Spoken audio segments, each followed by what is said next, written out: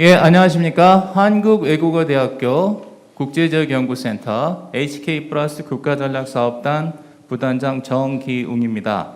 정해진 시간이 되어 오후 세션 라운드 테이블 1 문화 세션을 시작하도록 하겠습니다. 오늘 저희가 함께하고 있는 한반도 북방 문화전략 포럼의 일부를 성황리에 끝마쳤고 지금 이제부터 문화에 관해서 토론을 하는 2부를 시작하도록 하겠습니다.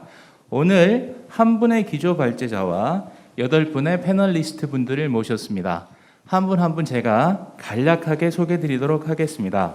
먼저 기조 발제를 맡아주신 김성인 한국국제교류재단 교류이사 겸 중앙아 협력포럼 사무국장님 인사 부탁드립니다. 예, 감사합니다.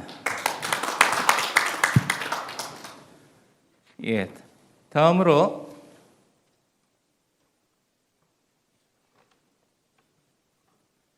인하대학교 프론티어 학부대학 조교수이자 인하대학교 항공우주공학과 조교수이신 성동기 교수님 인사 부탁드립니다. 감사합니다. 예, 한국외국어대학교 터키 아제르바이잔학과 교수이시자 한국외국어대학교 특수외국어교육진흥원 원장을 맡고 계신 오종긴 교수님 모셨습니다. 예, 감사합니다. 다음으로 선문대학교 국제관계학과의 우준모 교수님 모셨습니다. 예, 다음 패널리스트는 동국대학교 명예교수이시자 터키 국립 이스탄불 대학교 개건교수로 계시는 윤명철 교수님 모셨습니다. 예, 다음 패널리스트는 이화여자대학교 커뮤니케이션 미디어 연구소 연구위원으로 계시고 한류 전문가이신 이재원 박사님 모셨습니다. 예, 다음 패널리스트는 동북아 역사재단 교육 홍보실장이신 최운도 연구위원님 모셨습니다. 예, 다음으로 건국대학교 중국연구원 상임고문이시며 한중사회과학회 회장을 역임하셨던 한인희 교수님 모셨습니다. 예, 감사합니다. 오늘 참석해 주신 모든 패널리스트 선생님들께 감사드리고요. 저희에게 주어진 시간이 90분 정도가 됩니다. 근데 발제하시는 김성인 교류이사님께서 앞쪽에 자리한 연단에 자리하셔서 기조 발제를 끝마쳐 주시고 나머지 패널리스트 분들께 6분 정도의 시간을 드리도록 하겠습니다. 시간이 그렇게 많지 않은 관계로 각자에게 주어진 시간 내에 발언을 끝마쳐 주시기를 부탁드리겠습니다. 먼저 김성인 교류이사님 기조 발제 부탁드립니다.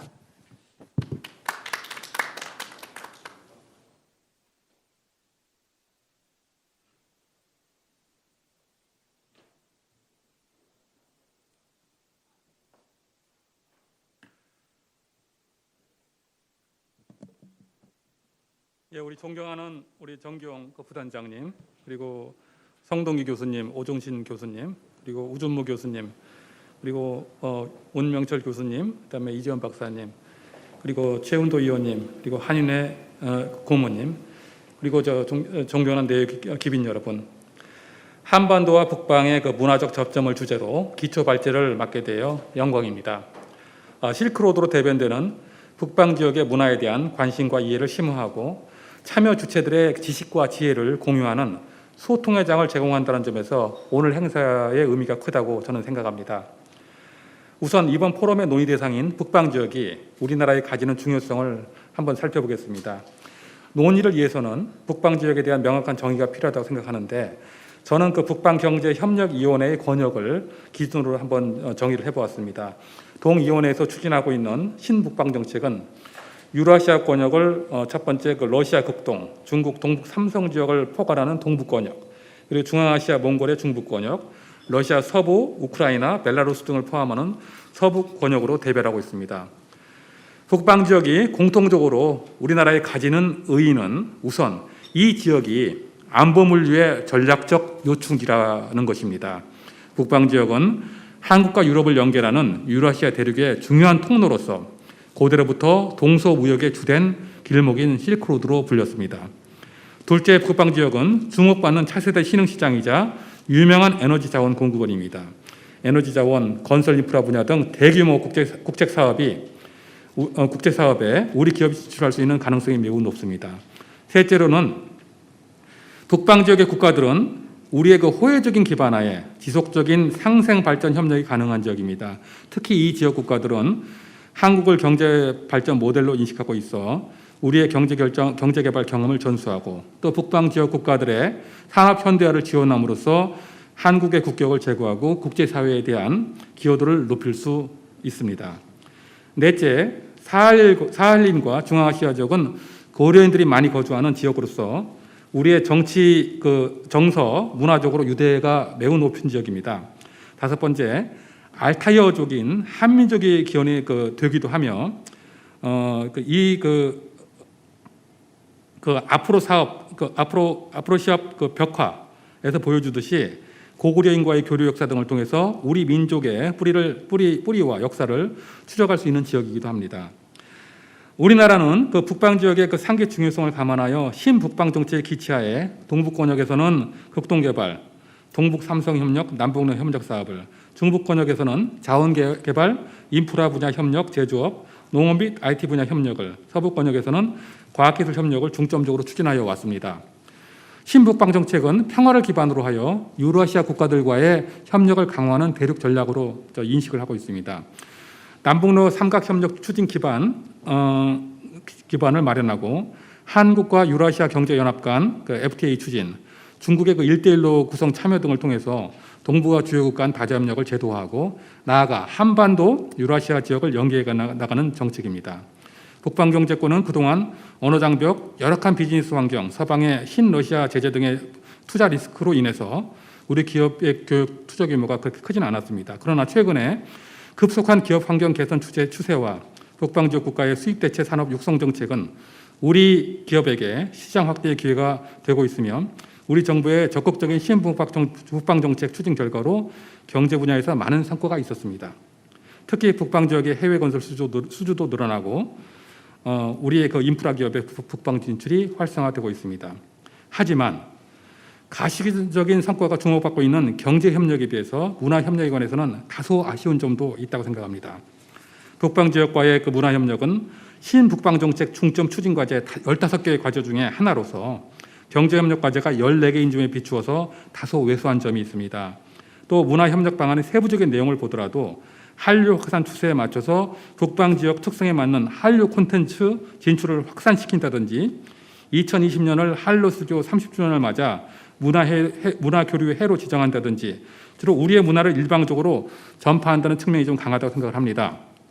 현재 한류가 세계인의 마음을 사로잡으며 글로벌 대중문화의 새로운 트렌드로 자리매김하고 있는 것은 분명한 사실입니다. 그래서 우리 정부에서도 한류로 촉발된 우리 문화에 대한 관심을 복돋우기 위해서 노력하고 있고 한류 콘텐츠 진출 전략이 신북방 정책 주요 추진 과제의 하나가 되겠습니다.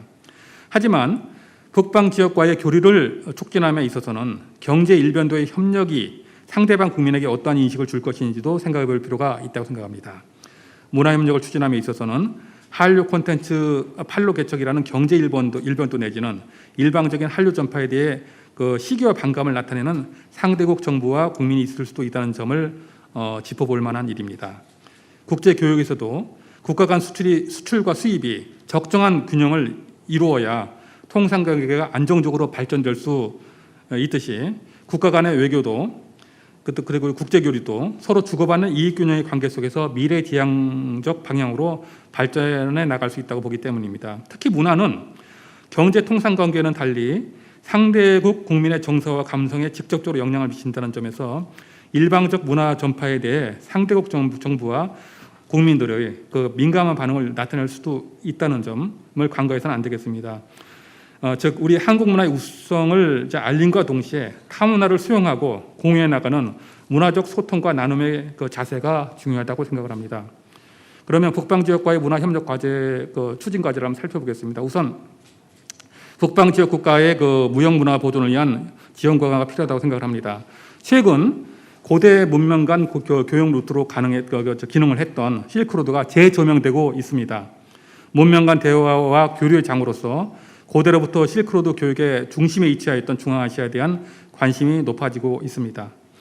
문화협력을 추진함에 있어서 기존에 중점적으로 이루어진 유형 문화유산 협력보다는 무형 문화유산 협력을 강화시켜야 된다고 생각을 합니다. 북방 지역의 그 유형 문화 자산의 경우 한국과의 공통문물을 찾기가 쉽지 않은 측면이 좀 있습니다. 러시아의 경우 발해문화 유적지가 있지만 역사적 연구 협력 대상이지 문화 협력 대상으로 보기가 좀 어려운 측면이 있습니다. 중앙아시아 경우도 우즈베키스탄에 일부 고대 불교 사원이 있지만 모두 이슬람 국가가 되어 이후에는 그 공통 대상을 찾기가 어렵습니다. 즉 유형문화 협력 추진 기반이 미약한 실정입니다. 한편 실크로드 상에 있는 대부분의 국가들은 오래전에 이슬람화되었고 이슬람화 이전의 역사는 무형 문화 자산에 흡수되어 소실되었고 그나마 일부만이 희미하게 전수되어 오고 있습니다. 그러나 실크로드 상에 걸쳐 있는 북방 지역 국가들은 무형 문화 유산 보존 요리가 매우 높습니다. 그리고 자국 무형 문화 유산 보존을 위한 기술적 재정적 지원을 선진국에 요청하고 있습니다. 일례로 제가 지난 작년 11월에 개최된 실크로드 유네스코 무형 문화 유산 네트워크 구축 회의에 참석하였었는데 실크로드 상해에 걸쳐 있는 북방 지역의 무형 문화 유산 보존 문제가 시급함을 인식하는 계기가 되었습니다. 실크로드 지역 국가 참가자들은 자국의 그 무형 문화 유산이 급속한 도시화 그리고 문화 다양성, 생물 다양성 축소로 소실되어 가고 있음을 지적하였고 한국과 문화 보존을 위한 허심탄회한 교류 및 협력을 제안하였습니다. 또한 참가자들은 실크로드 지역에 따라 지역에 걸쳐 무형문화 유산 축제들이 많이 있다고 보고했습니다. 초원을 따라 끊임없이 이동하며 생활하는 유목문화가 퍼져 있는 이 지역은 조상 대대로 내려오는 전통적인 관습과 생활에 대한 지혜가 주로 구전 전승되어 왔기 때문에 무형유산을 발굴하고 재해석하는 일이 매우 의미가 있으며 실크로드 무형문화 유산 축제의 생명력과 지속성 유지가 중요하다고 하였습니다. 참가자들은 무형문화재 보존의 지역경제 기여 측면도 지적하였습니다. 아제르바이잔, 카자흐스탄, 키르기즈스탄, 몽고, 타지키스탄, 우즈베키스탄 등을 비롯한 실크로드 국가들은 초원길을 따라 많은 무형유산 축제가 있다고 합니다. 우리의 그 판서리와 같은 이야기를 구전하는 전통 공연 등 어쩌면 저희가 한민족의 뿌리를 찾을 수 있는 축제도 있고 유목민 축제, 서사신 낭송 축제, 나우루스 신년 및 봄맞이 축제 등 다양하다고 합니다. 이러한 축제 목적은 지역 공동체 전통을 살리고 성공적으로 계승하기 위함인데 부수적으로 외국인 관광 증대로 그 지역 경제 활성화에 기여한다고도 합니다. 우리나라는 북방 지역 국가들의 그 무형문화 유산 보존을 위한 문화협력을 활성화해 나가야 합니다. 일본, 중국의 그 실크로드 지역에 대한 집착을 감안할 때 우리나라가 북방 지역 국가들과의 문화 관련 재정적, 기술적 지원을 강화하고 파트너십을 추진한다면 한국에 대한 우호적인 이미지를 높이는 데 크게 기여할 것이고 궁극적으로는 북방 지역 국가들과의 내실 있는 경제협력에도 기여할 것으로 생각을 합니다. 두 번째는 제가 쌍방향 문화협력 추진을 좀 제안하고 싶습니다. 우선 북방 지역 문화를 우리 국민에게 알리는 노력이 중요합니다. 이미 말씀드렸던 것처럼 손뼉을 치는데 두 손이 필요하고 탱고를 추는데 두 사람이 필요합니다. 모르는 사람들이 서로 이해하려면 서로에게 다가서려는 노력이 있어야 가능하다고 생각합니다. 문화권 간의 교류도 마찬가지여서 상호 간에 엇비슷하게 이해하고 교류해야 지속 가능한 관계가 이루어질 수 있습니다. 그러한 점에서 북방 지역의 국민들은 한국 문화에 대한 그 수요가 엄청난 데 비해서 정작 우리 국민의 북방 지역 문화에 대한 이해도는 아직 부족하다고 생각합니다. 따라서 북방 지역의 문화를 보다 한국 국민들에게 알리는 노력이 필요하다고 생각합니다. 북방 지역의 문화를 알리기 위한 전시회, 음악회, 공연 등을 한국국제교류재단, 아시아문화전당과 같은 국제교류기관에서 보다 활발히 추진해 나갈 필요성이 있습니다. 또한 우리나라의 북방 지역 국가에서 온 많은 그 이주민이 있습니다. 북방 지역 국가들에게 공통된 축제를 우리나라에서 정기적으로 개최하고 또 우리 국민의 관심을 유도해 나가는 노력이 필요하다고 생각합니다. 예컨대 한중앙아시아 협력 포럼 사무국에서는 지난 2018년부터 유네스코 인류 무형 문화유산으로 등재된 바 있는 중앙아시아의 봄맞이 축제인 나우루즈를 한국에서 개최하고 있으며 도홍축제는 한국 국민들에게 중앙아시아의 문화와 예술을 소개하는 문화의 교류의 장으로 자리매김하고 있습니다. 세 번째로는 쌍방향 문화 협력을 제도화시키는 노력이 필요하다고 생각을 합니다. 아세안 문화원의 그 우수 사례를 참조할 필요가 있습니다. 아세안 문화원에 대한 우리 국민의 아세안 문화에 대한 우리 국민의 인식을 제고하기 위해서 지난 2014년 부산에서 개최된 한 아시안 특별 정상회의에서 한국 정부가 부산에 아세안 문화원을 설치하여 아세안의 문화를 한국에 보다 널리 알리는 노력을 전개하기로 하였고 2017년 7월 부산에 아세안 문화원을 개원하고 현재 저희 한국국제교류재단에서 운영을 하고 있습니다. 아세안 문화원 개원 이후에 이 문화원은 다양한 전시와 공연을 통해서 아세안의 문화를 우리 국민들에게 소개하고 국내 거주 아세안 사람들에게는 자신들의 문화에 대한 향수를 달래줄 사랑방 역할을 좀 하고 있습니다. 같은 맥락에서 북방 지역의 문화를 우리 국민에게 알리고 소개하는 유라시아 문화원의 설립도 고려돼야 합니다.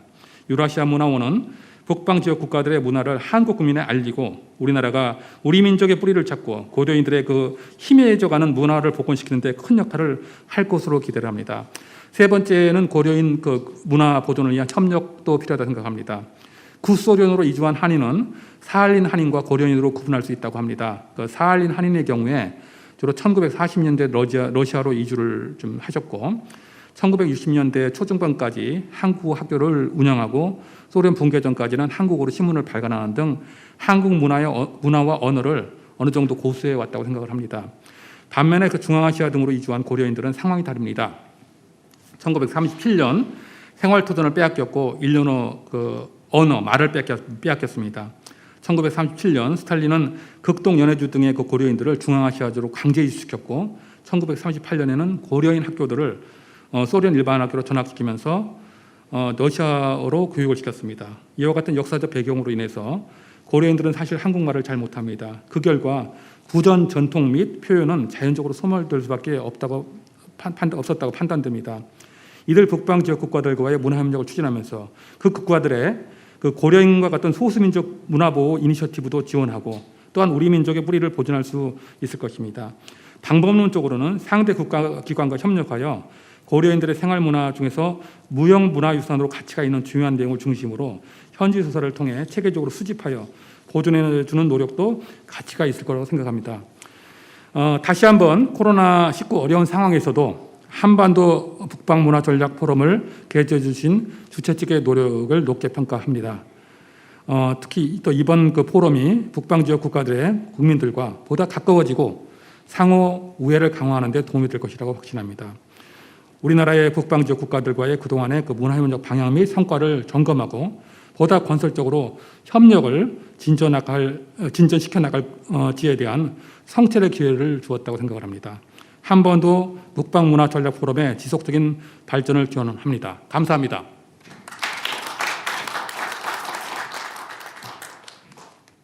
네, 감사합니다. 김성인 한국국제교류재단 교류이사 겸 중앙협력포럼 사무국장님의 기조 발제가 있었습니다. 한반도와 북방의 문화적 접점을 통해 인류 공통의 보편적 가치를 추구하고자 하는 저희 사업단의 아젠다는 초국적 협력과 소통의 모색, 통일 환경 조성을 위한 북방 문화 접점 확인과 문화허브의 구축이라는 제목을 갖고 있습니다. 오늘 패널리스트 분들께 지금 저희가 시간이 67분이 남아 있습니다. 67분이 남아 있어서 각자에게 7분씩 드리도록 하겠습니다. 잠깐 안내 말씀을 드리면요. 지금 앞에 명패가 놓여 있는데 이게 레이저 각인을 한 기념품입니다. 그래서 가실 때 가져가시면 됩니다.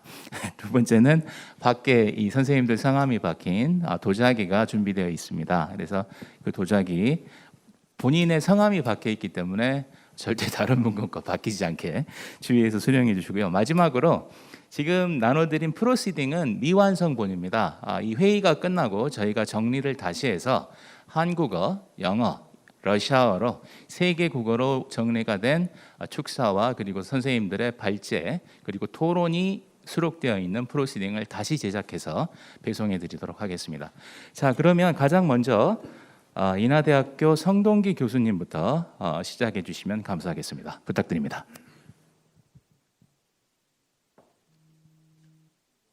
여보세요? 예. 반갑습니다. 예, 성동기입니다. 제가 보통 학술대를 하든 뭘 하면은 마지막에 제가 많이 하는데 오늘 제가 시엇이 돼가지고 제가 제일 처음에 하는 또 이런 놀라운 일이 또 생겨가지고 예, 먼저 이런 뜻깊은 행사를 행사해 주신 우리 한국외대 국제지역연구센터 그 관련자분들께 감사의 말씀을 드리겠고, 예, 하여튼 이 행사를 통해서 한반도와 북방의 어떤 문화 교류와 협력이 잘 되기를 바라겠습니다. 그리고 앞서 말씀하신 우리 김성인 사무국장님의 기조연설에서도 정말 일단 국장님께서 너무나도 정확하게 현황을 잘 파악하고 계시기 때문에 앞으로 우리 이 한반도와 북방의 어떤 그 문화 협력과 교류가 아주 발전적으로 할 것이라고 믿어 의심치 않습니다. 제가 오늘 이 자리에 온 이유는 사실 제가 우즈베키스탄에서 이제 공부를 했었고 또 이제 우즈베키스탄에 저희 학교가 세운 학교가 있습니다. IUT라 그래서 그 이나 유니버시티 인 타시켄트라고 이제 IUT가 있는데 제가 거기서 이제 2년을 근무했습니다. 근무하면서 그 현지 우즈벡 학생들의 이 원하는 이제 어떤 그 한국에 대한 문화 또 뭐 여러 가지 것들을 제가 이제 많이 현장에서 많이 들었기 때문에 그런 이제 말씀을 드리기 위해서 이제 왔습니다. 먼저 이제 국장님께서 말씀하신 바와 같이 사실 지금 뭐 잘 될 듯하면서 뭔가 좀 부족한 거, 그 부분들을 제가 잘 찍어내야 되는데 최근에 제가 두 가지 좀 개인적으로 사건이 있었는데 첫 번째는 혹시 보셨는지 모르겠지만 그 한국학 골든타임이라고 하는 그 다큐멘터리가 하나 있었습니다. 그래서 그 다큐멘터리 제가 최근에 봤는데 그러니까 보니까 세계인들이 그 K-팝 한류는 너무 잘 압니다. 잘 아는데 질문이 들어가니까 모르더라. 한국이 어디 있냐 그러니까 그것도 모르고 사실은. 그래서 이제 K-팝 한류에 너무 이 한국 대중문화가 편중돼 있기 때문에 그래서 이제 그런 것들을 사실은 이제 좀 더 발전적으로 이제 변화시키는 것이 우리의 어떤 그 과제가 아닌가라고 생각을 하고 그리고 두 번째는 뭐냐 그러면 저희 학교에 이제 와 있는 그 외국인 학생들을 상대로 설문조사를 했는데 이제 뭐 공공외교니 이제 뭐 여러 가지 질문이 들어갔는데 마지막 그 부분에 뭐 한국 전쟁이 몇 년도에 일어났느냐, 월드컵이 언제 있었느냐, 이제 아주 그 정치 우리나라의 정치와 외교와 관련된 그런 시사적인 것들을 질문을 했는데 놀랍게도 정답률이 상당히 높았습니다. 한 70%가 한국 전쟁 50년도, 뭐 월드컵 2002년, 그다음에 올림픽 88년 거의 평균 70% 정도 정답이 나와가지고 제가 깜짝 놀랐습니다. 물론 이제 한국으로 공부를 하러 온 학생들이기 때문에 한국에 대한 관심이 높아서 이제 그 정도 거의 예상을 못할 만큼 그게 상당히 높았습니다. 그래서 제가 이제 말씀드리고자 하는 것은 어떤 한반도와 북방의 어떤 문화 교류를 하는 데 있어 가지고 일단은 그 북방에 있는 그 모든 사람들은 될 수는 없습니다만 일정 정도 이 수요조사가 필요하지 않느냐. 그래서 수요조사를 어느 정도 해가지고 그러니까 예를 들어서 정말 대학생들이 가지고 있는 한국 문화에 대한 한반도 문화에 대한 어떤 그런 그 필요한 것들이 다를 것이고 일반인도 다를 것이고 그렇기 때문에 약간 세부적으로 약간 체계적으로 이제 좀 그들이 원하는 니즈를 정확하게 좀 파악을 한다 그러면 오히려 이제 맞춤식으로 하면은 훨씬 더 효과를 많이 볼 것 같습니다. 그리고 이제 지금 국장님께서 이제 고민을 많이 하고 계시는데 어떤 부분에 대해서 우리가 협력을 찾아야 되는지 고민을 많이 하시고 계시는데 제 이야기를 하나 말씀드리면은 제가 우즈베키스탄에 있을 때 우즈베키스탄 학자분 한 분이 저한테 이런 이야기를 했습니다. 한국에도 효라는 문화가 있다. 효라는 문화가 있고 우리 우즈베키스탄에도 이제 대가족 제도가 있고 또 약간 뭐 가부장제 우리 옛날 그 70년대와 비슷한 분위기인데 그래서 한국의 효하고 우리 지금 우즈벡의 어떤 그 가족 제도하고 비슷한 부분이 많다. 그래서 제가 볼 때는 그러니까 단지 이슬람 지역이기 때문에 그 지역이 이슬람 문화가 거의 뭐 팽배했을 것이라는 것보다는 사실 중앙아시아나 이쪽 지역은 또 투르크 이제 약간 유목적인 문화도 있기 때문에 그러한 북아시아 그런 어떤 고유의 문화가 남아 있기 때문에 또 그런 부분을 조금 조사해서 이제 한다 그러면 오히려 공통점이 많을 것 같습니다. 많을 것 같고 그리고 제가 사실은 좀 감동받은 것 중에 하나가 유라시아 문화원입니다. 유라시아 문화원이라는 아이디어가 제가 볼 때 상당히 좋은 아이디어고 그래서 유라시아 문화원 다시 말하면 이제 말씀하신 바와 같이 손뼉을 두 손이 이제 마주쳐 손뼉 소리가 나는 것처럼 그래서 사실 너무 세계인들 외국인들이 우리에 대한 그런 관심만 집중할 것이 아니라 우리도 사실은 이러한 북방에 있는 사람들의 어떤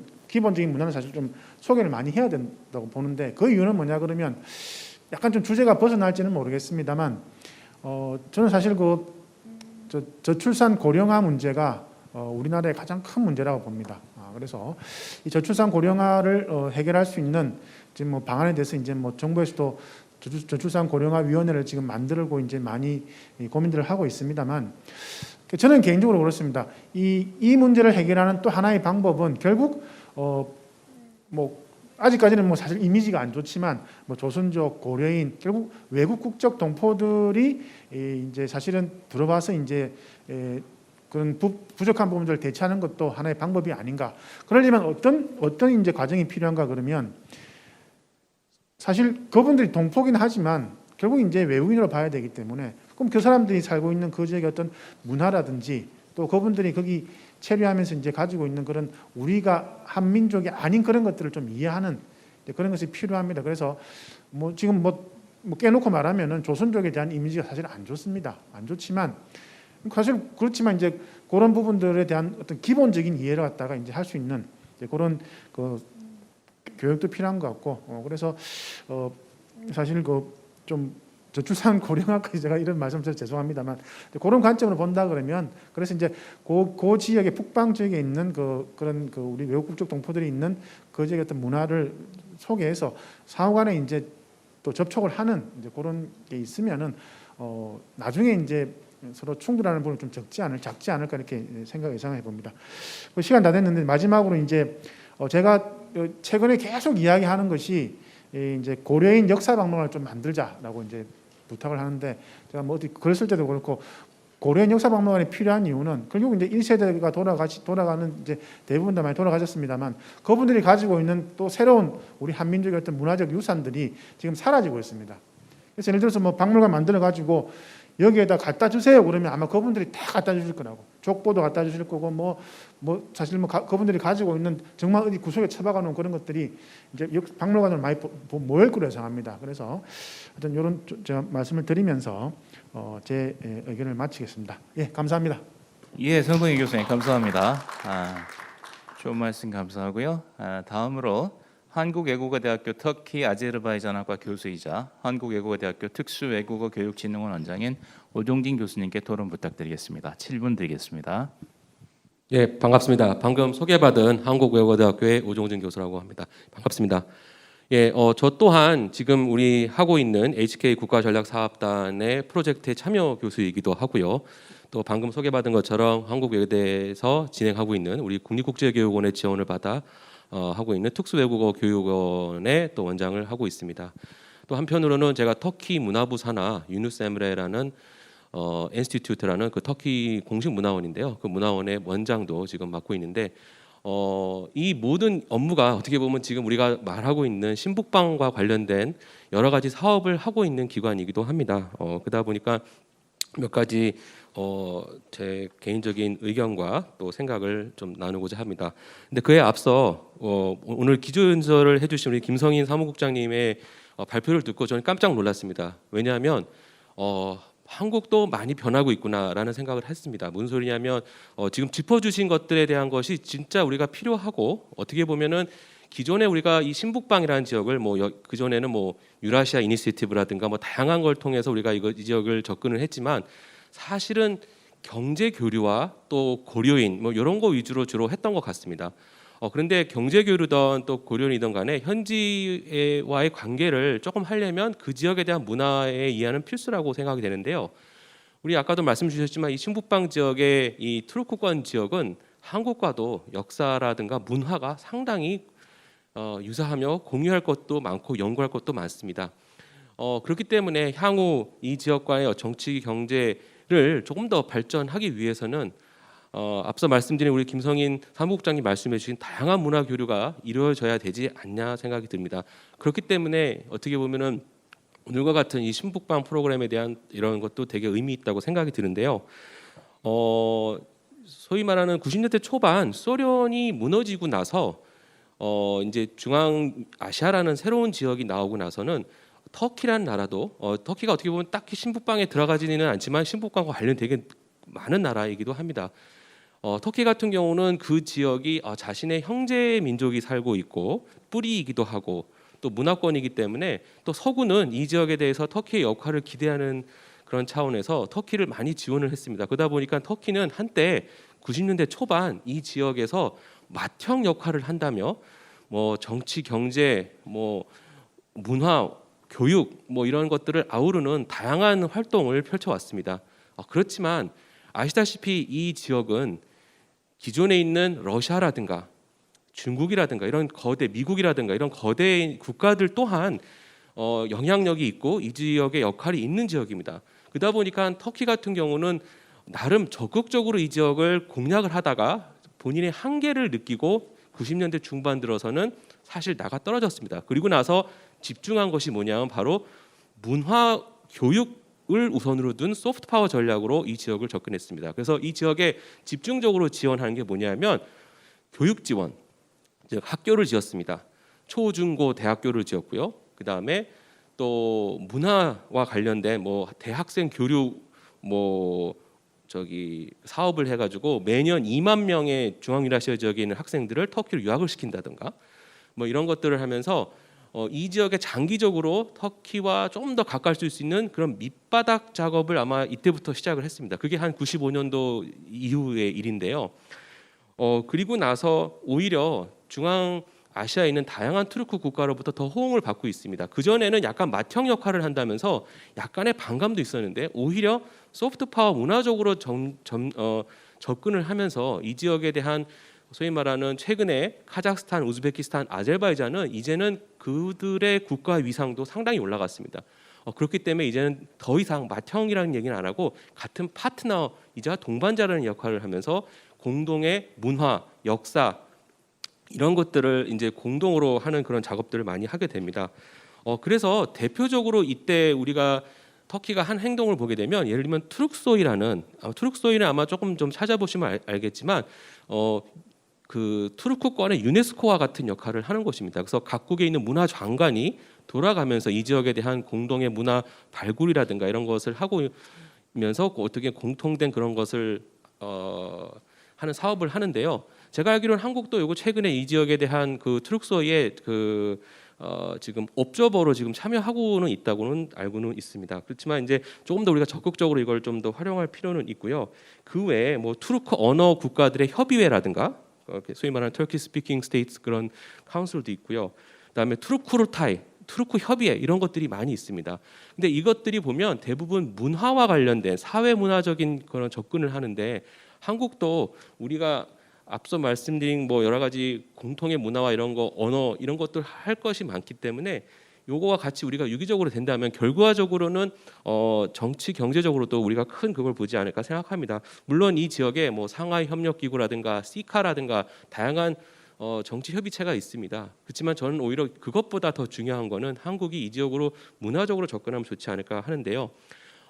그 중에서 특히 뭐 우리가 무슨 이 지역을 바라보는 게 무슨 유라시아 이니시애티브다 뭐 다양한 뭐 이런 얘기도 있는데 전 오히려 그런 것보다는 유라시아라는 말은 사실은 그 러시아에서 자신의 정체성을 만들기 위해서 만든 언어입니다. 그래서 저는 오히려 신북방이라는 말이 새로운 컨셉으로 그들과 연결하는데 좋은 코드이기도 합니다. 근데 그 신북방 안에는 알타이라는 것도 있습니다. 그래서 예를 들면 신북방과 알타이 문화권 연대라든가 뭐 투르크 알타이 벨트라든가 이런 거를 한번 제안해 보는 건 어쩔지 한번 생각해 봅니다. 왜냐하면 중국도 결국은 1대1로라는 걸 통해서 자신만의 칼날을 가지고 이 지역을 접근하고 있습니다. 한국도 한국만의 어떤 그걸 가지고 이 지역에 대한 뭐 문화권의 저변에 깔려 있는 알타이 문화권이라든가 이런 것들을 좀 더 끄집어내서 어떤 협의체의 이름이라든가 이런 걸 하면 더 좋지 않나를 생각합니다. 그래서 이 지역에 사실 누가 사느냐고 보게 되면 투르크권이 많은데요. 그래서 어떻게 보면 투르크 문화 협의체라든가 이런 것들을 좀 활용을 하면 어떨까 하는 생각이고요. 어떻게 보면 그렇기 때문에 이 지역에 대한 좀 접근 방식을 아까 한 것처럼 뭐 무형의 뭐 문화라든가 이런 것들을 같이 발굴하는 것도 의미가 있다고 봅니다. 예를 들면 지금 전 개인적으로 아까 말씀드린 것처럼 그 터키 문화원을 하고 있는데요. 지금 터키 정부에서 올해 안에 저한테 준 미션이 뭐냐면 터키의 궁술과 한국의 궁술을 교류할 수 있는 방안을 찾아달라고 합니다. 이게 무슨 소리냐면 궁술은요. 우리도 한국이 동이족인 것처럼 이 궁술과 관련해서 이 투르크 이 지역에는 상당히 자부심이 많습니다. 그러니까 예를 들면 궁술, 씨름, 매사냥, 그러니까 우리 고대에 있는 그런 모티브들이 공동으로 발굴할 게 많은데요. 또한 뭐 아까도 판소리 우리 김성인 사무국장님께서 말씀했지만 지금 투르크 문화권은 대부분 구전 문화이기 때문에 대부분 구전 문화에 관련된 만화 시집 이런 것들이 판소리 형태로 다 나옵니다. 그러니까 이런 것들이 충분하게 같이 교류되고 연구하면 저는 오히려 지금까지 이뤄놓은 그 경제 성과 교류 위에 더 한 단계 발전된 그런 것도 가능한 게 이 신북방 지역이 아닌가 합니다. 저는 다른 지역보다 이 신북방 지역이 우리에게 더 매력적인 이유는 우리의 어떻게 보면 뿌리와 언어와 문화와 모든 것이 어떻게 보면 좀 유기적으로 연결되어 있는 지역이기 때문에 다른 뭐 동남아 신남방이라든가 유럽이라든가 북미보다는 더 매력적이지 않나 생각합니다. 예, 이상 간단하게 말씀드렸습니다. 예, 감사합니다. 오종진 교수님. 현장에서 오랜 경험과 깊은 학문적 고뇌 끝에 나온 많은 좋은 말씀이 있었던 것 같습니다. 다음으로 선문대학교 국제관계학과의 우준모 교수님께 토론 부탁드리겠습니다. 부탁드립니다. 예, 안녕하십니까. 들리는 거죠? 네, 안녕하십니까. 소개받은 선문대학교의 우준모입니다. 제 소속에서 보시는 것처럼 저는 국제정치학, 국제관계학을 공부하는 사람이라서요. 우리가 신북방 정책, 신북방 문화권 이렇게 교류 이렇게 얘기를 하는 논의에서 국제관계에 관련된 얘기를 좀 하고 넘어가야 될 것 같아서요. 국제관계 얘기를 좀 앞에서 진행을 하고 그다음 얘기를 하겠습니다. 첫 번째는 바이든 정부가 출범하면서 미국이 돌아왔다 혹은 가치동맹 이런 얘기들을 많이 하고 있잖아요. 가치동맹이라는 말을 들으면 이제 미국을 중심으로 민주주의, 인권, 자유, 시장경제 이런 공동의 가치를 추종하는 국가들 간의 동맹관계라는 것을 바이든이 먼저 재확인하고 트럼프 집권 기간에 내세웠던 미국 우선주의라는 정책 오류는 철회하겠다 이런 주장이라고 우리가 이해할 수 있죠. 그리고 바이든은 20세기 상반기 서구 열강들이 세력 경쟁으로 양차 세계대전을 일으키고 상당히 지구촌을 복잡하게 만들었을 때 미국이 주도적으로 이 문제를 해결했고 그리고 전후 세계 질서를 자유주의 국제 질서로 정립해 왔다라는 것을 지금 강조하고 있습니다. 그러면서 지금의 미국은 다시금 민주주의의 가치 그리고 법의 지배 여기에 기반을 둔 세계를 만들겠다라고 선언하고 있죠. 그 얘기를 하기 위해서 바이든은 대선 경선 과정에서 포린 어페어즈에다가도 민주주의 정상회의 같은 것들을 본인이 당선되면 개최하겠다라고 말을 했었고요. 그런 일련의 얘기들을 보면 결국 미국이 세계 문명의 표준을 만들고 선도하는 국가이니 다른 국가들은 미국의 그 선도하는 표준 세계 표준 문명에 그 동맹을 맺고 따르겠다라고 줄 세우는 그런 느낌을 가지게 됩니다. 그러면 거기에 순응하지 않는 그런 국가나 단체가 있다면 민주주의 가치에 반대되는 진영에 속하는 것으로 간주될 테고 그거는 비민주적이고 야만적인 국가, 미국이 주도하는 가치 동맹으로부터 타도 대상이 될 수도 있는 국가, 그렇게 편가르기의 모습으로 비춰지겠죠. 그런데 그런 바이든의 글로벌 리더십이나 질서 회복 주장을 놓고 보면 우리는 되게 난감하죠. 미국하고의 한미동맹을 더욱 강화시켜야 된다고 주장하거나 한쪽에서는요. 반대쪽에서는 동맹이 무슨 목적이냐? 동맹은 안전을 지키기 위한 수단일 뿐인데 우리는 지금 중국하고 같이 섞여 사이에 있으니 한미 동맹에 목매는 거는 좀 이상하다. 이런 얘기를 하면서 국론에서 여러 가지 분열적인 갈등 양상들이 도출됩니다. 근데 제가 사실 미국 얘기를 한 3분에 걸쳐서 했던 이유는요. 이런 논쟁을 보면서 저는 우리 민족의 영원한 지도자인 백범 김구 선생님이 생각이 나거든요. 백범 선생께서 1947년에 그 이후에 서거하시기 얼마 전이었죠. 대한민국의 미래상으로 우리의 소원을 말씀하실 때 오직 문화의 힘이 센 그런 나라를 한없이 바라노라라고 말씀하셨고, 계급투쟁이나 이기주의 같은 마음을 버리고 인후지덕으로 한민족이 세계 모범이 되기를 바란다라는 말씀을 하셨었어요. 잠깐 제가 감성 충만하게 사회가 공부하던 시절에 다시 읽고 또 읽고 했던 나의 소원의 일부를 읽어드리자면, 내가 원하는 우리 민족의 사업은 결코 세계를 무력으로 정복하거나 경제력으로 지배하려는 것이 아니다. 오직 사랑의 문화, 평화의 문화, 그것으로 우리 스스로 잘 살고 인류 전체가 의족해 즐겁게 살도록 하는 일을 하자는 것이다. 이런 말씀을 쭉 이어나가시고 마지막에는 교육의 소중함을 말씀하셨죠. 그리고 선생님 스스로도 교육자였음을 말씀하시고 이제 살 날이 얼마 남지 않은 것 같아서 후손 교육에 힘써달라는 말씀도 적으셨습니다. 교육은 education이죠. education은 교양이고요. education은 컬처에 닿아 있는 거 아실 겁니다. 교육, 교양, 문화는 하나로 연결되어 있죠. 저는 바이든의 가치 동맹 깃발에 들어있는 편가르기가 사실 마음에 안 듭니다. 그래서 바이든 대통령에게 백범의 에세이 나의 소원을 읽으라고 권하고 싶습니다. 디지털 타임즈나 한국외국어대학교 HK 국가전략사업단에서 영어로 분명히 이 회의에 링크를 달아서 백악관으로 전송해 줄 것이라고 기대합니다. 하실 거죠? 네. 이제 발제자께서 제안하신 내용 하나에 대해서 말씀을 좀 드리고 싶습니다. 제가 김성인 국장님께서 발제해 주시는 것들을 집에서 몇 번을 읽으면서 참 꿈을 많이 갖고 계시는구나라고 해서 감동을 받았는데요. 그 중에 이 무형문화유산 보존에 기여하는 문화협력 방안은 조금 재미있어서 구체적인 방법을 찾아볼 만하다고 생각을 했었어요. 우리나라가 북방지역 구전 문화들에 대해서 디지털 문화 콘텐츠로 기록하는 일을 도와주면 훗날 인류 문화사의 기록물로 절대적인 가치를 가질 수 있겠다. 최근에 선생님들 모두 신문에서 보셨겠지만 뉴욕 크리스티 경매에서 NFT 기술을 적용했던 디지털 아티스트들의 작품이 어마무시한 가격으로 거래되는 거 보셨잖아요. 그래서 우리가 가지고 있는 과학기술 레코딩 능력, 여기도 지금 카메라 엄청 많잖아요.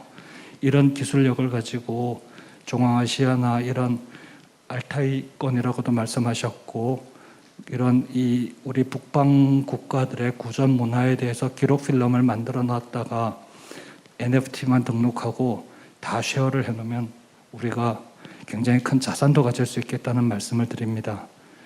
드리고 싶은 말씀 참 많고 참 많은 꿈을 쉐어해 주셔서 감사하다는 말씀 드리는 것으로 제 코멘트 마치겠습니다. 감사합니다. 예, 우준모 교수님 감사합니다. 저희 사업단의 아젠다를 따올 때 사실 백범 김구 선생의 나의 소원에서 많은 구절을 사실 인용을 했었습니다. 말씀하신 대로 영역을 해서 백악관으로 붙이도록 하겠습니다. 예, 다음으로 우리 동국대학교 명예교수이시자 유라시아 실크로드 연구소를 맡고 계시고 터키 국립 이스탄불대학교 개공교수로 계시는 윤명철 교수님의 토론 듣도록 하겠습니다. 부탁드립니다. 안녕하세요. 동국대학교 명예교수인 윤명철입니다. 소개하신 것 중에서 이스탄불 개공교수는 이제 끝났고 지금은 국립 사마르칸드 대학교 역사학과로 제가 발령을 받았어요, 작년에. 그런데 코로나 때문에 축구를 못하고 지금 영상 강의를 만들고 있습니다. 김성인 선생님의 발표 잘 들었고요. 송동기 교수님 그리고 오정희 교수님 아주 인상적으로 얘기 잘 들었어요. 그리고 유준모 선생님은 혹시 정치학자인 줄 알았었는데 문명적인 얘기를 주셔서 굉장히 도움이 될 거라는 생각을 합니다.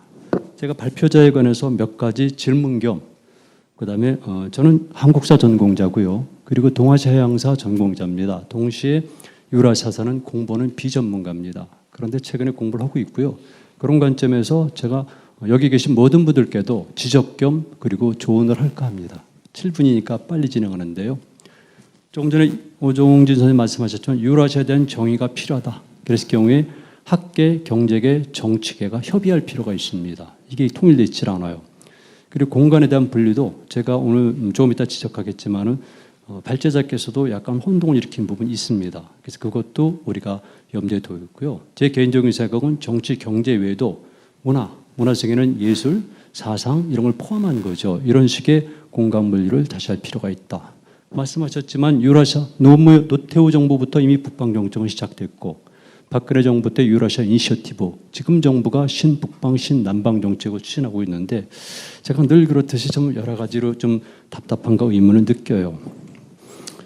그리고 발제자께서 안보 물리의 전략적 요충지란 말씀하셨는데 아마 다른 토론자가 말씀하시겠지만 이 부분도 중요한데 오늘 발제는 빠져 있다는 말드립니다. 또 실크로드란 말이 있죠. 제가 재직 시에 유라시아 실크로드 연구소를 만들어서 운영을 했습니다. 그런데 실크로드란 말이 보편성을 띠고 상품성은 있지만 그렇지는 않거든요. 그래서 차제의 이 HK 사업단에서는 실크로드 외에 다른 길도 있다는 것을 국민들에게 그리고 유라시아 지역에게도 알리면서 연관성을 더 구체적으로 정확히 파악할 필요가 있습니다. 실크로드는 제가 기원에 따르면 6개의 길 가운데 하나이거든요. 그걸 구분할 필요가 있다. 그다음에 또 한 가지는 그랬을 경우에 다양한 길과 종족 문화, 정적 사건들을 우리가 알아야 되는데 아직은 어렵습니다. 그리고 이미 발제자와 두 분 토론자 말씀하셨지만은 유럽이라든가 일본이나 중국이 일찍부터 주목한 것이 중앙아시아 지역인데요. 그들은 단순한 문화가 아니라 국가 발전 정책 아니면 제국주의 전략에 따라서 이 시도가 된 겁니다. 우리도 중국의 1대1로 전략처럼 그런 관점에서 유라시아를 접근할 필요가 있다는 것이고요. 그리고 사할린 지역을 말씀하셨는데 연해주 일대가 굉장히 중요하기 때문에 아마 그 지면상 빠뜨렸는지 모르겠지만은 연해주 일대 그리고 그런 과정 속에서 캄차카라든가 포함해야 되는데 이것들은 단순한 지리적 분류가 아니라 제 개인적 견해나 공부에 따르면은 또 제가 쓴 글들에 따르면은 역사적으로 문화적으로 혈연적으로 관계가 깊어요. 그래서 신북방할 때는 법률을 확산시키고 터키는 당연히 거기가 핵이죠. 그러니까 여기 보면 서아시아라든가 터키라든가 아니면은 흑해 연안 쪽에 빠져 있어요. 동시에 보는 더군다나 이 발제 자체가 굉장히 중요한 의미를 가지고 있으니까 좀 더 포괄적으로 볼 필요가 있다. 그다음에 알타이어적인 한민족의 기원이라는 표현을 썼는데 이게 자칫 잘못하면 오해를 받을 수가 있어요. 한민족의 기원은 이 땅에 있는 사람들이지만은 최소한도 8개 정도의 루트를 통해 썼다는 것이 제 연구 결과인데 어쨌든 한민족 기원의 한 줄기를 우리가 얘기하는 건데 일부 사람들이 오해를 할 수가 있어요. 최근에 아시겠지만 바이칼 기원설, 알타이설, 심지어 파미르설까지 나오는데 이거는 여러 갈래 중에 하나라는 것을 명확히 할 필요가 있다는 거죠. 그리고 교류에 관한 문제인데요. 유형문화, 무형문화로 구분하셨는데 실질적으로 제 개인적 견해라든가 우리 역사계 연구에 따르면은 유형문화가 많이 있어요. 너무나 많이. 그러니까 고고학자들도 이미 청동기 시대, 그 이전도 가능하지만 구체적으로 청동기 시대부터 시작해서 우리 고대 국가 시대, 고구려, 신라, 뭐 가야도 마찬가지겠지만 여기서 드러나는 유형문화는 너무나 많습니다. 그리고 미술사 속에서 보더라도 너무나 유형문화가 많고 무형문화도 많이 있는데 단지 무형문화는 제가 이거는 한류라든가 문화 담당자들의 꼭 학자들에게도 얘기하고 싶은데요. 고각이라든가 고미술에서 보는 것은 구체적 사실에 근거한 것이 많지만 무형문화에 관한 것은 이를테면은 사실이 아닌 아니면 그 유사성을 근거로 해서 주장하는 경우들이 왕왕 있거든요. 그렇게 되면 학문적으로 오류를 범할 수가 있어요. 그래서 이런 것들은 꼭 제가 지적하고 싶고요. 그 한류에 관한 문제입니다. 한류가 했는데 일반적으로 한류라는 것은 여러분들이 잘 아시겠지만 중국, 일본 거쳐서 우리가 쓰기 시작했는데 한류를 대부분의 사람들은 현대사, 특히 최근에 들어서 일어난 현상으로 오해하고 있는데 역사를 통해서 보면은 생물학적 환경도 마찬가지겠지만 한류의 기본은 우리 민족의 오랜 역사 전통이거든요. 그랬을 경우에 한류의 개념을 설정하는 것도 우리는 신중을 기해야 되고 그리고 당연한 것이겠지만 중앙아시아 또는 신북방 지역과의 한류 교류 그렇다면은 그들과 우리의 한류의 공통성은 현재가 아니라 과거거든요. 그래서 고대를 거슬러 올라가서 우리는 그 한류, 우리 한류의 근본도 찾아야 되고, 그리고 아까 말씀하신 한류의 그 사상도 찾아야 되고, 이런 것들을 토대로 해서 중앙아시아 지역에 우리 한류를 전파한다든가, 그리고 또 한 가지 그들과 우리의 문화적 공통성을 이해할 때 그 공통성의 부분도 한류의 과거 모습이거든요. 저는 그래서 이 한류 부분도 발제자를 비롯해서 여기 오신 모든 분들이 좀 새롭게 접근해야겠다. 그리고 한류 그러면 보통 코리아 웨이브 그러는데 이 단어가 적합한가? 이것도 생각해 봐야 돼요. 어차피 지금은 여기만이 아니라 많은 대학에서 이 유라시아 사업을 시작했는데요. 이 여기서 해야 될 일 중에 하나는 이 기회에, 이렇게 좋은 기회에 유라시아를 비롯해서 우리 문화의 정체성 등등에 관한 보다 정확하고 과학적이고 학문적인 접근하지 않으면 곤란하다. 이거를 제가 말씀을 드리고 싶어요. 그리고 왜 발제자께 또 한 가지만 부탁드립니다. 왜 1991년 이후에 우리는 유라시아에 경제적으로 또는 문화적으로 진출했는데 소홀했는가? 이거 생각을 해봐야 됩니다. 이것을 알아야지 되지 우리가 그냥 막연하게 얘기해서는 곤란한 거예요. 반드시 소홀했던 이유가 있는데 이 이유를 우리가 명확히 규명하고 거기에 따라서 전략을 수립해야지 추상적으로 접근하면은 또 실패하거나 오류를 범할 수 있다는 얘기를 합니다. 고맙습니다. 예, 윤명철 교수님 감사합니다. 아주 날카로운 지적해 주셨는데요. 저희 사업단의 입장을 말씀드리자면 저희는 아젠다에서 유라시아라는 표현은 사용하지 않고 있습니다. 북방이고요. 저희가 의미하는 북방은 땅으로 갈 수 있는, 즉 우리가 하늘과 바다가 아닌 땅으로 갈 수 있는 모든 곳을 뜻하고 있습니다. 예, 감사드리고요. 다음으로 이화여자대학교 커뮤니케이션 미디어 연구소에 계시고 한류 전문가이신 이재원 연구위원님의 토론 부탁드리겠습니다. 감사합니다. 네, 안녕하세요. 토론 시작하도록 하겠습니다. 오늘 제가 그 김성인 국장님 그 발제를 들으면서 굉장히 중요한 패러다임을 제시해 주셨다라는 생각을 했는데요. 그 이유가 이제 제가 지금 이야기하고자 하는 거는 이제 한류 중에서도 특히 90년대 말부터 지금 최근 한 20년 이상 이어지고 있는 그 엔터테인먼트 관련 콘텐츠의 시각에서 좀 말씀드리고자 합니다. 그래서 그런 관점에서 보자면 사실은 그 우리가 그동안 한류를 발전시킨 과정이 어떠한 대상들을 좀 공략하는 대상, 진출해야 하는 그런 곳으로 이렇게 생각을 많이 했었는데요. 오늘 국장님 그 발제에서 공략의 대상이 아니라 협력의 대상이어야 한다라는 그런 그 요지의 말씀이 저는 굉장히 인상적이었고요. 그런 맥락에서 좀 저도 몇 가지 제안을 드리고자 합니다. 그동안 이제 한류가 사실 뭐 발전을 하면서 처음 90년대 말에 일본 비롯해서 이제 중국 특히 이제 대만 지역에서 음악이 먼저 시작이 되고 2000년대 초반에는 일본에서 이제 드라마로 신드롬을 일으키고 이런 그 과정들을 겪으면서 사실 2000년대 중반까지는 동남아시아에서 너무 깜짝 놀랄 만큼 인기를 누리니까 이런 걸 토대로 해서 이제 북미 지역까지 진출을 했었던 거잖아요.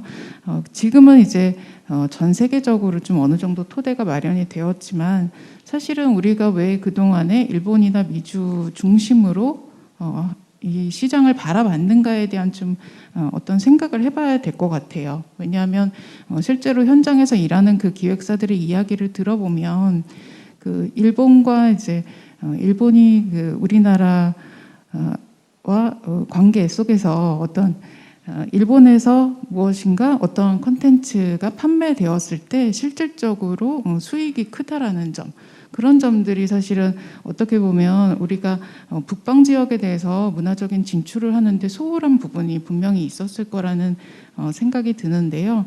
그래서 그냥 국가가 주도하면서 이런 분들을 우리가 그동안 안 갔던 지역도 가보자 이렇게 하나하나 점을 찍는 식으로 진출을 하는 것보다는 조금은 좀 더 전 지구적인 관점으로 그래서 그 이 북방 지역의 국가들하고도 같은 아시아 문화권이라는 공통점이 있기 때문에 세계 문화를 주도할 수 있는 좀 파트너로 생각을 해야 되겠다.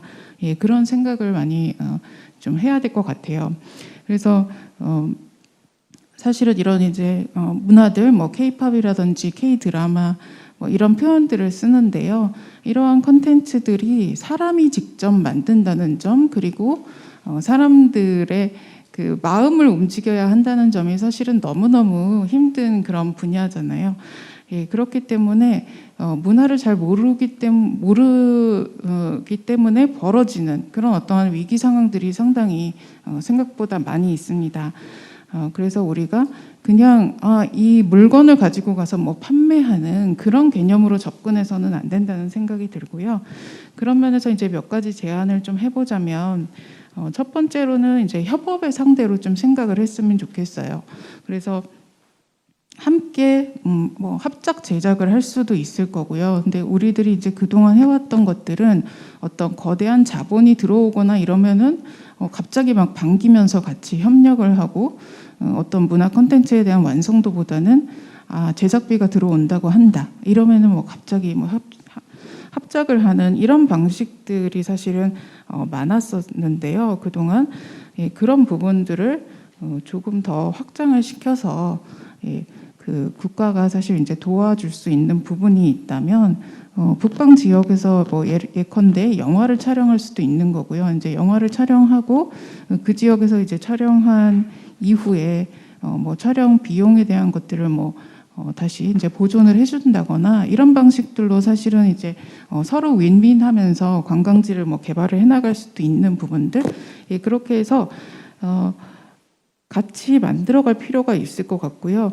실제로 이제 그 기획을 하는 그런 컨텐츠를 제작하는 사람들의 입장에서는 수익성이라는 것이 굉장히 중요한 부분이기 때문에 그런 부분에 대한 가능성을 좀 지속적으로 뭐 교육을 시킨다든지 아니면 참여할 수 있는 프로그램들을 좀 많이 만들 필요가 있다라는 생각이 들고요.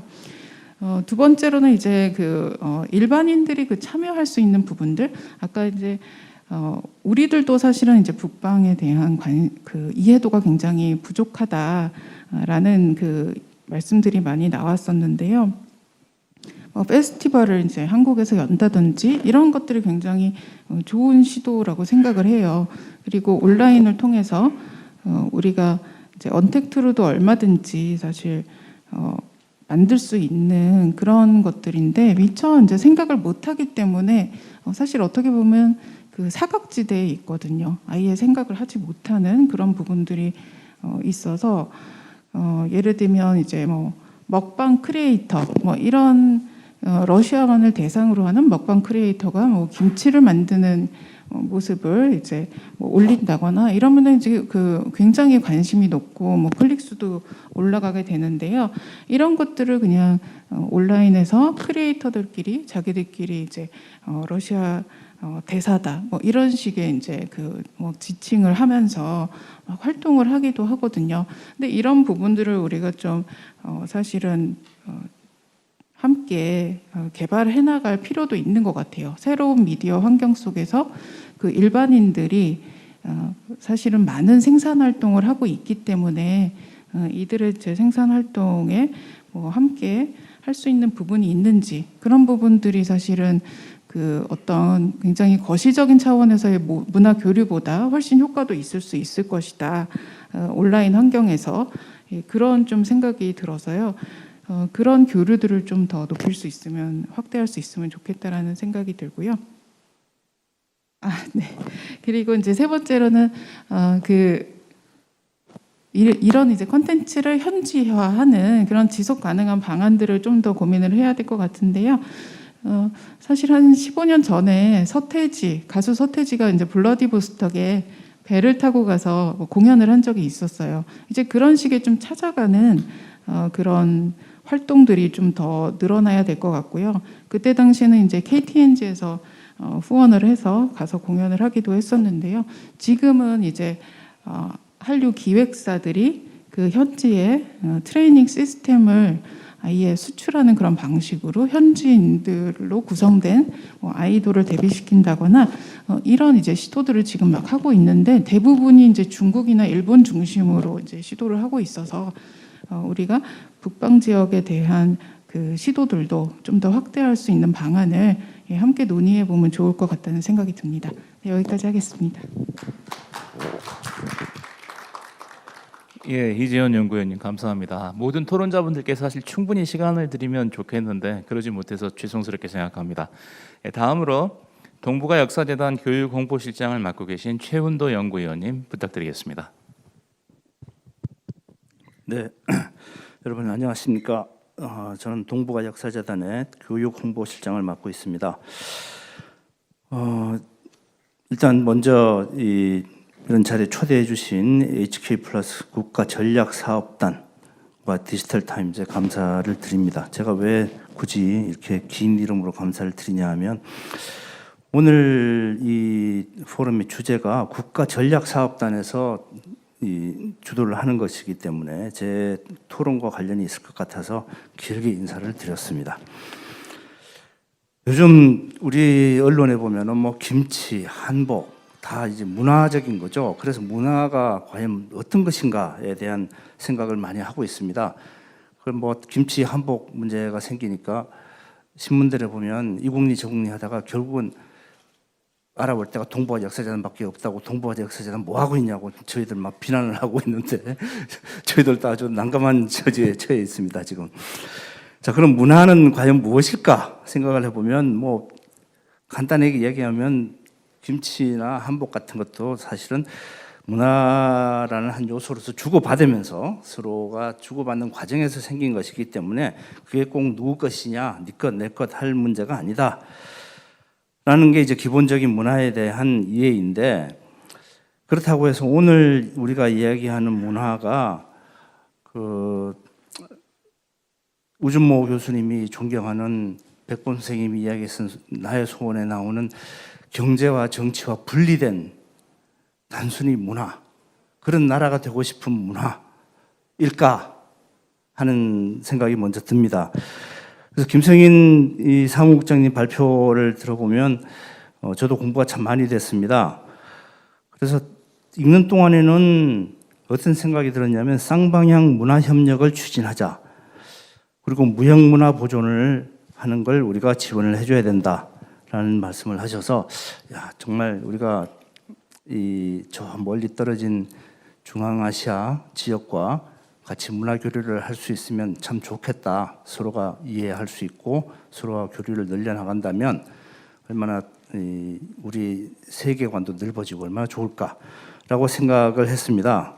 근데 이 북방 전략이라는 걸 좀 생각을 해보기 위해서 지도를 딱 펼쳐봤더니 우리나라 북쪽 동북 삼성에서부터 시작해서 몽골 거쳐서 이 스탄 국가들을 지나서 유럽으로 이어지는 지역을 딱 봤더니 그게 빈자리가 아니더라는 거죠. 우리와 중앙아시아만 있는 지역이 아니더라는 겁니다. 그 주변에 바로 큰 지역은 중국과 러시아가 차지하고 있는 지역입니다. 그래서 그걸 보는 순간 우리와 중앙아시아만의 아름다운 문화 교류라고만은 볼 수가 없겠구나 하는 생각이 갑자기 들었습니다. 그래서 저도 문화라는 거는 이 배타적 문화 보호주의나 우리가 흔히 알고 있는 문화 제국주의 이런 것들은 배제를 해야 되지만, 어떻게 보면 문화라는 건 또한 국력에 따라서 경제력에 따라서 자연스럽게 흐르는 게 아닌가. 그래서 우리 요즘 뭐 한류라고 하는 것들도 10여 년 전부터 국가가 나서서 뭐 떡볶이도 선전을 하고 다 했습니다만, 국가 전략보다는 사실은 국력이 자라면서 그 중에 한 요소로 우리의 문화가 외국에서 관심을 끌게 됐고 외국인들의 마음을 움직인 게 아닌가 그런 생각이 듭니다. 그래서 이 김성인 사무국장님께서 제안하신 무형문화재를 우리가 보호해주고 쌍방향 문화협력을, 이게 과연 단순한 문화 교류가 아니라 사무국장님 전력을 보면은 이 외교관 출신이기 때문에 틀림없이 전략적인 차원에서 제안을 하신 것 같아요. 그러니까 서로의 이해가 목적이 아니라 사실은 결국 우리가 이 지역과의 교류를 통해서 우리의 국력을 그리고 우리의 국가 이익을 더 확보하기 위한 자리가 아닌가, 방법이 아닌가 그런 생각을 합니다. 특히 제가 재단에서 일을 하다 보면 많이 느끼는 게 아프로시아 궁전벽화 우즈베키스탄에 있는 건데, 그걸 지금 3D로 다 화면을 뜨고 복원하고 이미지 복원하고 할 때 저희 재단에 있는 전문가가 가서 돕기도 하고 그걸 했는데요. 이 중국 주변에 있는 국가들이기 때문에 갖는 문제점들이 있습니다. 거기에 고려인이 이제 고려 복식을 가지고 춤을 같이 이제 교류하는 그림이 나오기 때문에 그때 고구려인들이 그 사마르칸트 지역에 가서 교류를 했다라고 하면 중국은 그거 다 중국의 변방 국가들 다 중국 문화 속에 있는 국가들인데 왜 자기들끼리 왔다 갔다 했다라고 얘기하냐라고 또 얘기를 합니다. 그리고 저희들은 바로 이제 뭐 아시다시피 동북공정이라는 문제 때문에 재단이 출범하면서부터 해온 사업이 있는데요. 몽골, 베트남, 러시아, 중앙아시아 쪽하고 이 역사 협력을 위한 일종의 뭐 문화라고 볼 수 있죠. 협력을 위한 사업들을 펼쳐왔는데 이 국가들이 항상 이 협력과 교류는 좋아하는데 굉장히 눈치를 봐요, 중국을. 베트남 같은 경우에는 심지어는 우리가 독도와 관련된 걸 얘기를 하자 그러면 일본의 지원을 받으면 일본의 지원과 일본의 압박 때문에 저희들이 이 남사군도 이야기하기가 좀 껄끄럽다. 뭐 이런 식으로. 그래서 지금 중앙아시아 쪽 같은 경우에는 이 심지어는 신장 위구르 쪽과 우즈벡 그리고 터키까지도 중국에서 나서서 이슬람 종교도 다름에도 불구하고 다 중국의 영향권이고 주변 국가고 하는 것 때문에 정치적 영향력을 발휘를 하고 있습니다.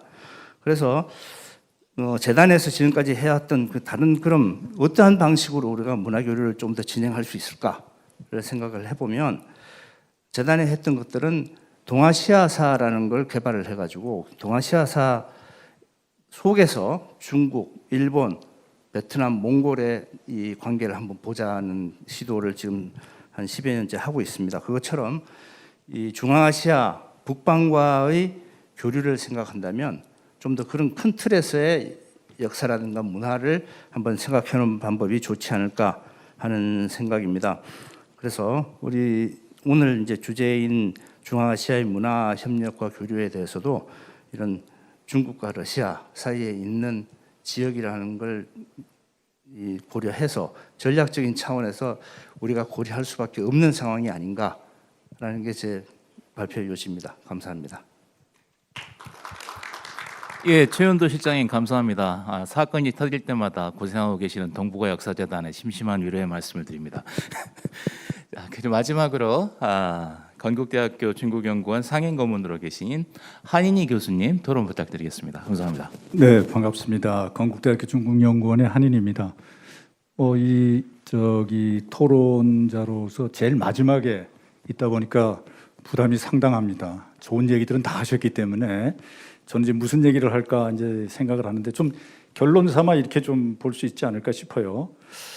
오늘의 이제 포럼이 한국의 대외적인 그 역량의 강화를 위해서 특히 북방 지역의 문화와 문명에 대한 연구를 통해 미래 한반도의 발전을 도모하고자 하는 것이 그 핵심이다라고 이해하고 있습니다.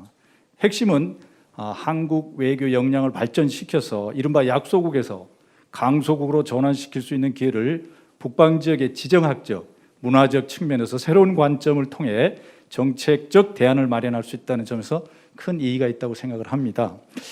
근데 오늘 제가 이제 발제문을 받고 나서 쭉 살펴보니까 굉장히 치밀하게 또 그다음에 내용들이 다 좋으시지만 제가 여기에 조금 의문을 좀 갖게 됐습니다. 다시 말하면은 말씀하신 것 중에 쌍방 문화 협력에 대해서는 굉장히 좋은 말씀을 해주셨는데 사실 저희가 오늘 우리가 논의하고 있는 중앙아시아와의 교류 협력에 대한 부분을 접하면서 과연 한국의 문화가 타문화와 교류에서 이해와 포용력을 어떻게 문화의 다양성을 잘 인식하고 잘 하고 있을까 그런 점입니다. 늘 우리는 어쩌면은 공격적으로 우리 한류라든가 우리의 것들을 어떻게 하면 좀 전략적으로 좀 퍼뜨릴까 이렇게 생각하지만 결국은 처음에는 어떨지 모르지만 궁극적으로 나중에 가서는 저항을 받게 되는 것이 아닐까 이런 생각이 들어서 저는 이제 그 많은 것들 중에서 오늘 우리가 과연 중앙아시아의 핵심 문화인 이슬람 문화에 대해서는 우리는 얼마나 잘 이해하고 있을까? 포용력은 가지고 있을까? 결론부터 말씀을 드리면 거의 부족하다고 생각합니다. 그 이유는 뭘까? 우리 한국 문화가 가지고 있는 일종의 배타성은 없는가? 또 이 다양성 부족은 없는가? 사실은 이 기업을 하는 사람들의 입장에서도 보면 한국무역협회나 이런 데서 그런 점을 지적하고 있어요. 한국무역협회 국제무역연구원에서 발표한 것을 보면 한국 문화의 폐쇄성 이런 부분들을 많이 지적합니다. 거기에 보면은 우리는 단일민족이다. 우리는 한민족이다. 그래서 어쨌든 폐쇄적인 선민의식이 매우 깔려져 있다라는 겁니다. 이게 한국 고유 문화의 한 특성이기도 하다. 이걸 우리는 마케팅 도구에서 좀 제거하고 이런 이 선진 시장에서 적어도 대국에 대한 컴플렉스 또 폐쇄주의 이런 것들을 좀 배제하는 전략들을 우리가 어떻게 좀 짜면 좋지 않겠는가. 제가 이렇게 찾다 보니까 올 금년 1월 31일에 우리 박영훈 문체부 장관께서 제14차 정부 간 위원회에서 거기서도 굉장히 강조를 하고 계세요. 문화 다양성, 기금 현황, 또 디지털 환경하에서 문화 다양성 협약 이행, 또 예술과 지휘에 관한 공고와 문화 다양성 협약 이렇게 다양성은 굉장히 강조하고 있지만 실제로 과연 그럴까? 이런 점입니다. 따라서 적어도 우리 문화에게 있어서 타 문화에 대한 이해를 증진시킬 수 있는 다양성을 강화할 수 있는 내용, 특히 북방 문화 중에서 이번에 다루고 있는 우리 이슬람 문화와의 이해 폭을 증대시키고 또 포용하는 구체적인 방안들을 이번 이 프로젝트에서 좀 그런 점도 좀 찾아내면 어떨까라는 점을 제가 좀 말씀을 좀 드리고요. 그래야만 아까 우리 최원도 선생님도 말씀하셨지만 최근 우리가 심각하게 대두되고 있는 이런 중국과의 한복, 김치 이런 등 한국의 전통 문화에 대한 중국의 도발 이런 것이 결국은 중국 문화를 우리가 공격할 때 이런 다양성이 부족한 녀석들, 포용력이 없는 녀석들 이런 것들에 대해서 우리가 지적을 할 수 있지 않겠는가 이런 점입니다. 왜냐하면은 결국 문화의 교류라고 하는 것은 우리가 문화 이론에서 보면 문화의 자장이라는 말이 있잖아요. 그러니까 물방울이 튀면은 차근차근 소위 물결 같아서 높은 문화가 낮은 문화로 이렇게 내려간다 이 말이죠. 그래서 원심력을 계속 그려간다라는 거죠. 근데 그것이 자기들이 중심이었다고 해서 늘 자기들 거라고 얘기하는 것은 옳은 일이 아니다라는 거죠. 그래서 결국은 중국이 자국 문화의 포용력이나 이해력이 부족하고 그런 것들을 자인하고 있는 것이 아닌가. 이런 것들을 우리가 지적할 수 있지 않을까 생각합니다. 따라서 결론적으로 이번 연구가 우리가 단순하게 초보적인 문화 교류만을 주장하기보다는 문화의 다양성을 이해하는 포괄적인 능력을 제고시키고 또 타문화를 포용하고 객관적인 시각을 갖는 성숙된 능력을 증대시키는 훌륭한 기회로 삼았으면 어떨까 이런 생각입니다. 감사합니다. 예, 한인희 교수님 감사드립니다. 7분의 패널리스트께서 여러 관점에서 발제해 주신 내용에 대해 코멘트를 해주셨습니다. 발제해 주신 우리 김성인 이사님께 5분에서 7분 정도 시간 드릴 수 있을 것 같습니다. 예.